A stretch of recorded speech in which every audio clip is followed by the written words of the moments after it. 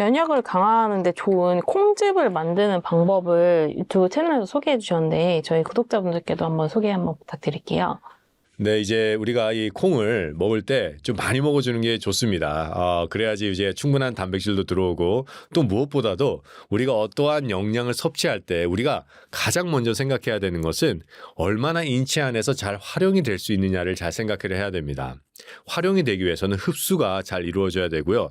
그리고 그 영양분이 최대한 파괴되지 않고 그대로 보존되어 있는 상태로 먹는 것이 가장 좋은 겁니다. 그래서 이제 콩을 먹을 때도 우리가 많이 먹는 것도 중요하지만은 잘 흡수가 될 수 있는 것도 중요하고 그 안에 있는 영양을 보존하는 것도 중요한데 우리가 콩을 먹는 가장 주 목적은 단백질이잖아요. 그렇다면은 이 단백질을 가장 많이 축출해서 먹을 수 있는 것이 바로 이 맷돌로 갈아서 먹는 형태로 먹는 것이 좋은데 이 맷돌보다 더 정확한 것이 바로 녹즙기를 써서 그 안에 있는 영양을 축출하는 방법입니다. 그래서 녹즙기로 콩을 즙을 내면 되는데 맨 처음에는 메주콩을 한 컵을 이제 넣고 물을 한 대여섯 컵 넣어서 한 5시간에서 6시간 정도 불려줍니다. 그 후에 이제 그 불려졌던 물은 생수를 쓰셔야 돼요. 왜냐하면 물과 콩을 같이 넣어서 즙을 내릴 겁니다. 콩만 넣으면 즙이 그렇게 잘 나오지가 않아요. 그래서 꼭 물랑 섞으셔야 되기 때문에 그 담가놨던 물을 같이 넣어서 즙을 내립니다. 그러면은 이제 즙이 나기 시작을 해요. 그런 다음에 이 즙이 다 받아지면은 이제 약간 끓일 텐데 한 중간 정도 불에 놓고 살 끓이시면 됩니다. 한 2, 3분 정도 있으면은 보글보글 끓기 시작할 때 그때 바로 약불로 내리세요. 그리고 한 1분 정도만 더 끓여주시면 이제 콩즙이 만들어집니다. 이 콩즙을 우리가 끓이는 이유는 한 가지예요. 콩 비린내를 없애기 위해서 그렇습니다. 이 콩 비린내가 나면은 이게 먹기가 상당히 힘들어요. 그래서 소화가 잘 되는 사람도 비린내 생각하다 하면서 먹다 보면은 이제 잘 소화가 안 되기 때문에 또 흡수의 문제로까지 이어지기도 합니다. 그래서 우리가 소화도 잘 되고 흡수가 잘 되기 위해서는 콩즙을 한번 살짝 끓여주는 것이 필요합니다. 그래서 이거를 한번 비교를 해보시면 좋을 것 같아요. 우리가 콩을 완전히 삶아서 갈아서 먹는 것과 콩즙을 내서 먹는 것을 보면은 우리가 2컵을 딱 담아 놓잖아요. 그러면은 콩을 삶아서 갈은 거는 이렇게 층이 집니다. 그래서 콩은 가라앉고 그 위에 있는 물이 뜨는 것을 볼 수가 있는데 녹즙기를 써서 콩즙을 만들어내면은 정말 우유 같아져요. 콩우유. 층이 나지 않고 이렇게 하나의 좋은 우유같이 아주 부드럽습니다. 그렇기 때문에 안에서의 소화나 흡수도 월등히 잘 되고 또 영양분도 삶아서 간 것보다는 나중에 살짝 끓여주는 것이 단백질은 열에 훨씬 강하기 때문에 이게 영양분도 많이 보존이 됩니다. 그래서 이 콩즙을 먹어주면 아주 좋습니다. 콜라겐 같은 걸 섭취하는 것보다 이런 콩즙 같은 식물성 단백질 피부 미용에도 더 좋다고요? 피부를 탱탱하게 만들고 탄력 있게 만들기 위해서 콜라겐을 섭취를 하는데 이 콜라겐을 섭취하는 것보다 우리가 콩을 섭취하고 또 채소와 과일을 같이 섭취하는 것이 훨씬 좋습니다. 왜냐하면 화학적으로 만들어진 콜라겐을 먹었을 때 일시적인 어떠한 증상 완화는 할 수는 있지만은 이 화학적인 약품들이 우리 인체에 들어옴으로 인해서 피부에는 도움이 될지 모르지만은 다른 세포와 혈액에는 부작용을 낼 수가 있습니다. 그렇기 때문에 피부의 미용은 우리 밖에서 하는 것이 아니라 안에서 천년의 재료를 써서 우리 인체가 콜라겐을 만들 수 있도록 도와주면 됩니다. 그것이 가장 효과적이고 부작용이 없는 방법입니다. 콜라겐을 만들 때 필요한 게 단백질이고 비타민C예요. 그렇기 때문에 단백질이 풍부한 콩즙을 먹어주고 비타민C가 많은 레몬이나 또 채소를 먹어준다면은 우리 인체에서는 콜라겐이 생성이 되고 이제 점점 피부가 좋아집니다. 저희 센터에서 제가 가장 많이 목격하는 게 뭐냐면은 저희 센터에 프로그램을 하기 시작을 하고 해독을 하기 시작을 하면은 일주일 이내에 모든 분의 피부가 탱글탱글해지고 또 이게 광채가 나기 시작을 해요. 근데 이 광채가 안에서 나오는 광입니다. 이거는 인체가 해독이 되고 충분한 영양이 들어가서 피부에 있는 모세혈관을 해독하고 피부에 꼭 필요한 아미노산과 단백질이 생성이 되기 때문에 그렇습니다. 그래서 가장 좋은 피부 미용은 우리 안에서 영양을 공급해서 해 나가는 것입니다. 오메가3가 몸에 좋다고 드시는 분도 굉장히 많은데 사실 오메가3를 어떤 역할로 먹는 건지 모르시는 분도 있으실 것 같아요. 설명 좀 해주실 수 있을까요? 오메가3가 건강에 좋아서 챙겨 드시는 분들이 상당히 많습니다. 그런데 이 오메가3가 가장 중요한 역할을 하는 것은 바로 우리 몸에 있는 면역 시스템입니다. 우리 면역 시스템은 우리 인체에 있는 염증, 암, 그리고 여러 가지 이물질, 균 이런 것들과 싸우는 역할을 하는데 이때 면역 시스템이 일을 할 수 있는 연료, 각 단계에서 연료로 쓰이는 것이 바로 이 오메가3입니다. 그렇기 때문에 이 오메가3는 우리 인체에서 염증을 죽이고 또 암과 싸우고 또 이물질, 균, 바이러스 이런 것들과 싸우는데 필수인 영양입니다. 그렇기 때문에 오메가3를 먹는 것은 아주 좋습니다. 그런데 이제 많은 분들이 이 오메가3를 이제 영양제로 이제 섭취를 하는데 이 영양제로 섭취를 했을 때 많은 논문들이 얘기를 하기에는 심방세동이나 또는 더 나아가서는 전립선 안에 걸릴 수 있다라고 보고를 하고 있습니다. 그래서 오메가3는 우리가 약으로 먹기보다는 가장 좋은 거는 음식으로 섭취하는 것이 가장 좋습니다. 음식으로 섭취하기 위해서 생선을 드시는 분도 굉장히 많은데 생선이 오히려 좀 권장하는 방법은 아니라고 하셨어요. 이유는 뭘까요? 이제는 많은 분들이 이 오메가3가 부작용이 심한 영양제로 먹는 것보다는 음식을 먹는 것이 더 좋다라는 것이 점점 알려지기 때문에 많은 분들이 이제 음식으로 섭취를 하려는 분들이 많이 계세요. 그럴 때 많은 분들이 생각하는 것이 등푸른 생선 또는 해산물을 많이 생각을 합니다. 물론 등푸른 생선이나 이런 해산물에도 오메가3가 풍부합니다. 그런데 문제점은 우리가 바다의 환경입니다. 바다의 환경에 점점 미세 플라스틱이 많아지고 중금속이 많아지기 때문에 우리가 그 생선을 먹었을 때는 오메가3뿐만 아니라 미세 플라스틱이나 중금속도 같이 섭취하게 됩니다. 요즘에 나오는 문헌들을 살펴보면은 이 미세 플라스틱이나 중금속을 가지고 있는 생선들을 많이 먹었을 때 작은 군종이나 그와 비슷한 유사암을 만들 수 있다라는 보고가 일어나고 있습니다. 물론 지금까지 나온 걸 보면은 양성암을 얘기를 합니다. 하지만 양성암을 만들 수 있다는 것은 충분히 악성암도 만들 수 있다고 우리가 생각을 해봐야 됩니다. 그래서 생선도 우리가 점점 줄여나가고 그 외에 오메가3가 풍부한 다른 식품을 먹어야 되는데 오메가3가 풍부한 다른 식품은 첫 번째는 생씨앗에 많이 들어가 있습니다. 그리고 생견과류에도 많이 들어가 있고요. 또 미역에도 많이 들어가 있습니다. 이 미역도 우리가 삶아서 먹거나 조리해서 먹는 상태에서는 오메가3가 파괴가 될 수가 있습니다. 그렇기 때문에 생미역을 먹는 것이 가장 좋습니다. 들기름도 오메가3가 많다고 들었는데 요 시중에 파는 들기름 같은 거 많이 먹을수록 좋을까요? 우리가 이 곡식 중에서 가장 많은 오메가3를 함유하는 것을 살펴보면은 그거는 바로 들깨입니다. 들깨는 가장 많은 오메가3를 가지고 있어요. 올리브유보다 오메가3로만 치면은 올리브유보다 훨씬 더 많이 들어가 있는 게 이 들깨입니다. 그리고 이 들깨를 생들기름으로 해서 먹는 것이 가장 좋은 방법입니다. 우리가 들깨를 씹어서 먹는다면은 이게 소화에 약간 부담이 될 수가 있어요. 참깨와는 다릅니다. 우리가 참깨는 꼭꼭 씹어 먹으면은 이게 좀 씹히고 또 들어와서도 소화가 될 수가 있는데 들깨는 그렇지가 않아요. 그래서 이 들깨를 어떻게 먹으면 좋을까 하고 계속 연구를 했습니다. 그래서 이걸 즙을 한번 내서 먹어보자 했는데 들깨는 즙도 잘 나오지가 않습니다. 그래서 기름을 만들어서 먹자라고 했습니다. 그래서 기름을 만들었는데 이 기름을 만드는 공정에서 우리가 가장 주의해야 될 점은 바로 열을 가하지 않는 겁니다. 열을 가하게 되면은 산패율이 높아집니다. 아무리 좋은 영양이라도 산패가 되면은 안 됩니다. 그렇기 때문에 들기름을 먹을 때는 꼭 생들기름을 먹어야 되고요. 이 생들기름을 먹을 때도 꼭 열을 가하지 않는 생들기름을 먹어야 됩니다. 그래서 바로 영도 공법을 쓴 생들기름을 먹는 것이 가장 좋습니다. 이렇게 먹을 때 산패율 걱정도 없고 인체에 흡수도 잘 되고 이렇게 산패되지 않고 열이 가해지지 않는 생들기름은 인체에 가장 좋은 오메가3의 공급원이 됩니다. 그럼 만약에 들기름으로 좀 섭취를 한다고 하면 하루에 한 숟갈 정도 먹으면 될까요? 생들기름을 먹게 된다면은 꼭 먹어야 될 양이 정해져 있는 건 아니고요. 소화량에 맞춰서 먹으면 됩니다. 어떤 분들은 식전에 한 숟가락에서 세 숟가락 정도 먹는 사람도 있고 그런데 소화가 안 되는 사람은 이게 흡수가 안 될 수 있기 때문에 맨 처음에 한 숟가락으로 한번 시작을 해보세요. 먹는 방법은 공복 한 30분 전에 먹는 것도 좋지만은 우리가 식사를 할 때 들기름을 우리가 소스 담는 그 그릇에 있잖아요. 좀 충분히 담아주고 거기에 약간의 천일염을 떨어뜨려 줍니다. 그런 다음에 거기에 채소를 찍어 먹고 또 다른 여러 가지 뭐 김을 찍어 먹고 하면은 아주 좋은 먹는 방법이 되는데 그렇게 먹으면은 맛도 정말 좋습니다. 그래서 채소를 먹을 때 그냥 뭐 파프리카나 상추를 찍을 때 그냥 이렇게 톡톡 찍지 마시고요. 좀 듬뿍 찍어서 뚝뚝뚝 떨어지는 그 상태로 먹게 된다면은 충분히 먹을 수가 있고 또 채소와 같이 먹기 때문에 맛도 좋아지고 또 채소의 영양도 충분히 흡수할 수가 있습니다.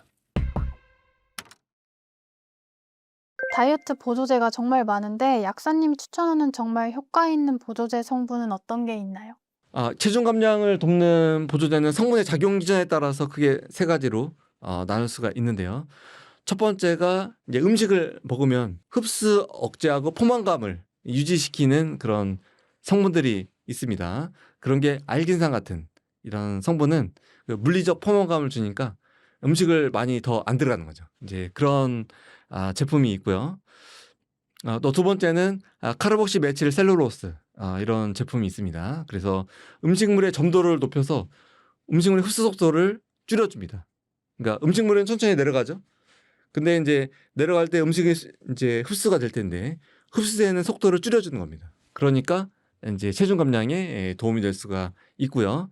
그리고 식이섬유 복합제가 있습니다. 이제 위 배출 시간을 늘리고 포만감을 유지시켜 줍니다. 그리고 두 번째가 이제 지방 대사를 원활시켜주는 그런 제제입니다. 그래서 이제 이 제품 같은 경우는 이제 녹차 추출물 같은 경우 이건 지방을 에너지로 전환시키는 효소 경로를 활성화시킵니다. 그러니까 지방을 태워주는 거죠. 그래서 이런 제품도 있다는 것도 기억하시고요. 이런 성분에 같이 들어있는 게 오르소신 염산염 분말 이런 것들이고 또 이런 것들이 이제 실제 다이어트에 도움이 됩니다. 그리고 지방을 또 배출해 주는 거. 대표적으로 약국에는 이제 방풍통성산 같은 계열의 한약 추출물이 실제 이 지방 대사에 도움을 줍니다. 그래서 이런 어떤 지방 합성을 억제시켜 주는 거죠. 그래서 실제적으로 우리가 이런 도움을 약국 제품으로 또 받을 수가 있는 그런 제품이 있습니다.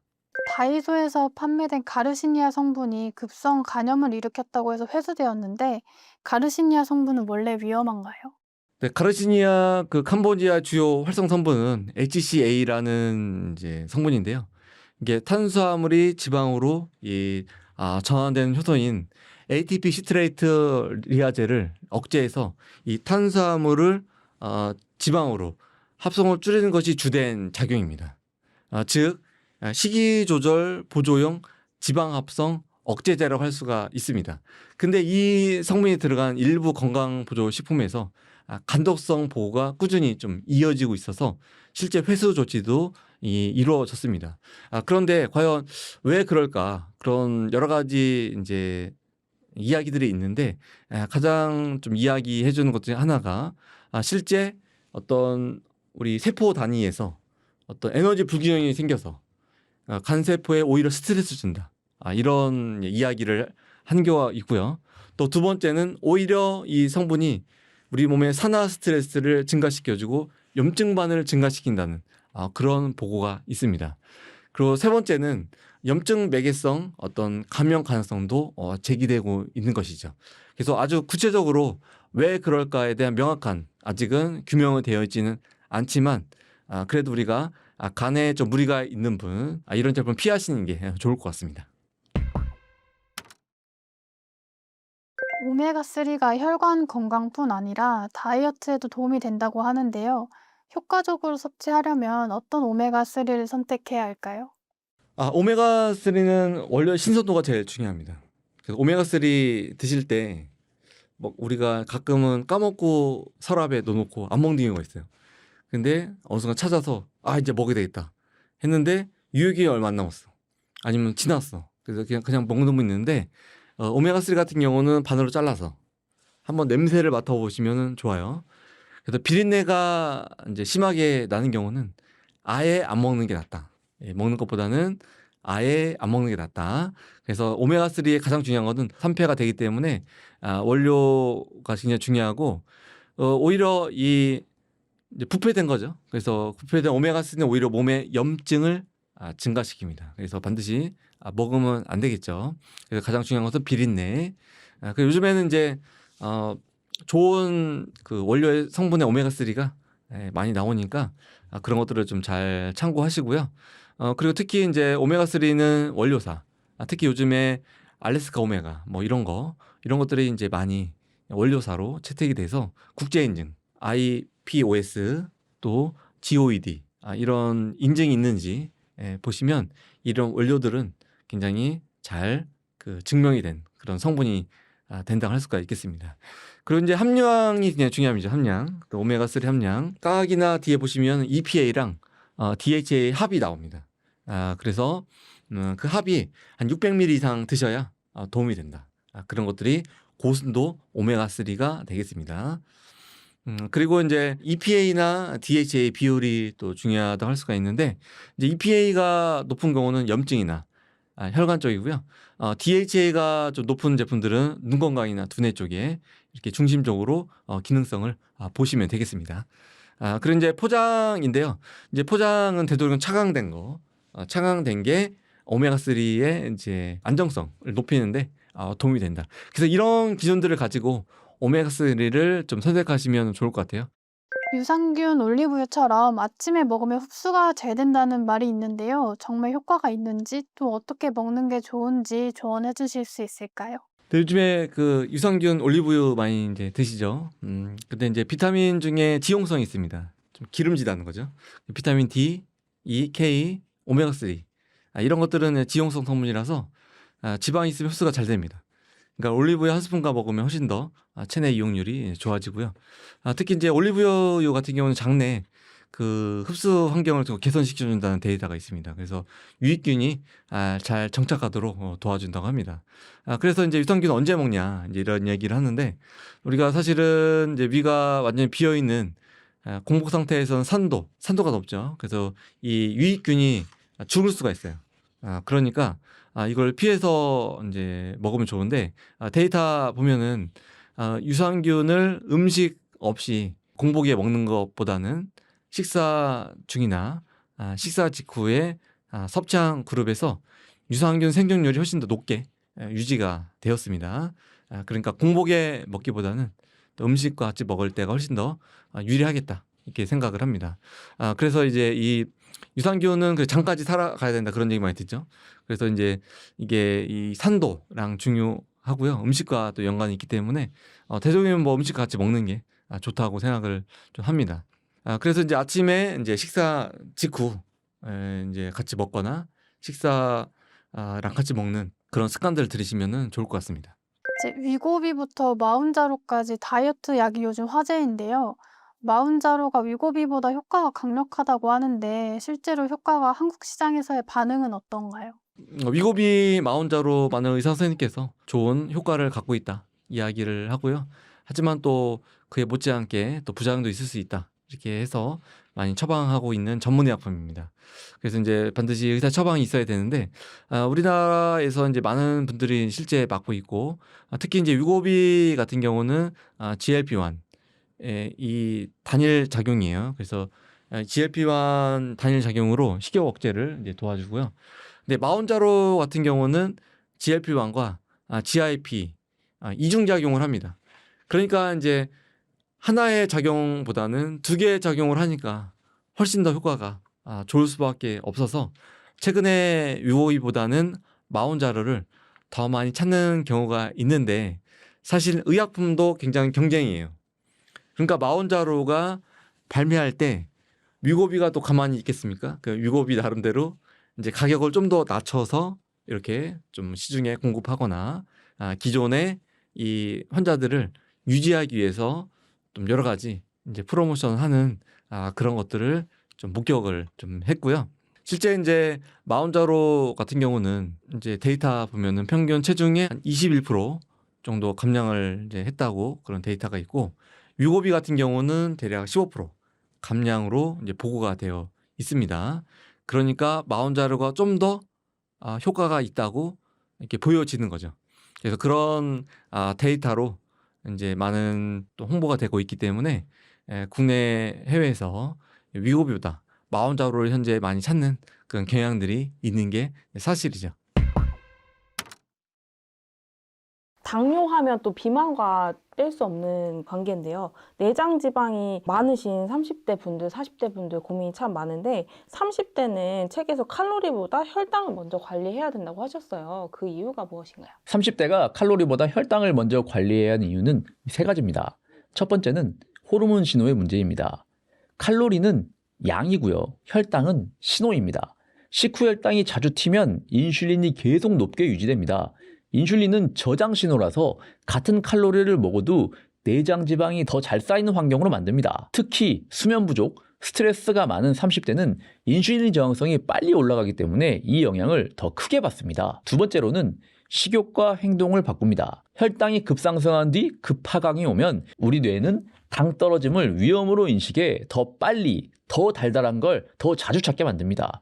결과적으로 칼로리 계산을 잘 해도 저녁이나 주말에 폭식으로 되돌아가기 쉽겠죠.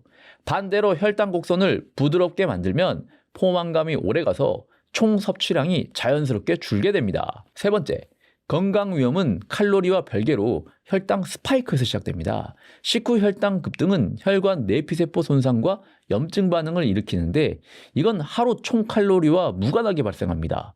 그래서 같은 칼로리라도 어떻게 먹느냐가 훨씬 중요합니다. 실천법은 정말 간단합니다. 채소 먼저 드시고 단백질, 좋은 지방 곁들이시고 탄수화물은 통곡물 소량을 맨 마지막에 이렇게 드시는 거예요. 달달한 음료와 양념은 빼고 드시고요. 식후에 10분 정도는 반드시 걷기. 그리고 아침은 BTC 식단 같은 혈당에 무리를 주지 않는 메뉴로 시작하세요. 이렇게 혈당 곡선을 먼저 다스리면 칼로리와 체중, 내장 지방은 자연스럽게 따라서 내려가게 됩니다. 운영하신 유튜브 채널에서 요요 없이 2달에 25kg가 빠지는 비결로 거꾸로 식사법을 소개해 주셨는데요. 이게 어떻게 하는 건지 소개해 주시면 좋을 것 같아요. 저와 함께 혈당 관리를 하시는 분들이 모여있는 커뮤니티가 있습니다. 이분들은 혈당 스파이크를 발생시키지 않을 정도의 탄수화물 함량을 고정해서 식사하는 걸 습관으로 정착시키신 분들입니다. 이분들의 가장 큰 고민은 살이 너무 빠져서 걱정된다는 겁니다. 혈당 관리하면서 탄수화물 섭취량을 줄이면 인슐린 분비량도 줄어들고 당연히 살이 빠집니다. 가장 먼저 내장 지방이 줄어들기 시작하고 내장 지방이 줄어듦으로 인해 내장 지방에서 발생하는 염증성 사이토카인의 분비가 줄어들고 이로 인해 인슐린 저항성이 개선되며 체중 감소와 혈당 건강 회복을 동시에 달성할 수 있습니다. 즉, 체중을 감량하는 데 가장 중요한 것은 인슐린 분비를 줄이기 위해 탄수화물의 절대적인 섭취량을 줄이는 것입니다. 섭취량을 줄이는 것 이외에도 인슐린 분비 부담을 줄일 수 있는 방법이 또 있는데요. 그것은 바로 음식이 흡수되는 속도를 조절하는 것입니다. 같은 양의 음식을 섭취하더라도 흡수되는 속도가 줄어들면 혈당이 완만하게 상승하기 때문입니다. 그런 측면에서 음식이 소화되는 단계에 대해 간단하게 알 필요가 있습니다. 소화의 시작은 입에서부터 음식을 씹으면서부터 시작됩니다. 그래서 제가 저의 책 오징어 약사의 혈당 블로킹에서 알려드린 방법 중 하나가 3020 규칙입니다. 입에 음식을 놓고 최소한 30번은 씹어서 천천히 삼키고 총 식사 시간은 최소 20분은 지키자는 법칙입니다. 3020 규칙을 따름으로써 음식의 소화 속도를 물리적인 측면에서 느리게 할 수 있습니다. 두 번째로는 음식의 소화 속도를 화학적 측면에서 조절하는 방법입니다. 올리브 오일 같은 건강한 지방이나 유기농 사과식초 같은 산성 음식을 식전에 섭취하게 되면 위에서 음식이 배출되는 속도를 느리게 할 수 있습니다. 이런 방법들이 음식이 서서히 흡수되도록 만들어 혈당 스파이크 발생을 줄이고 이로 인해 인슐린의 급격한 분비를 막아 우리가 섭취한 음식이 지방으로 저장되는 것을 막아 체중 감량을 이뤄낼 수 있습니다. 이런 방식으로 실제로 저는 한때 바지 사이즈가 32였는데요. 지금은 28을 입습니다. 바지 사이즈가 4단계나 줄어들었습니다. 당연히 인슐린 저항성도 극복되고 당뇨병 전 단계에서 정상인으로 올 수도 있게 되었습니다. 저 같은 경우는 뱃살이 빠지면서 몸무게가 5kg가 빠졌고요. 그 5kg 빠진 몸무게는 운동을 통해서 근육으로 바뀌면서 체중은 정상으로 돌아갔음에도 불구하고 내장 지방이 완전히 제거됐습니다.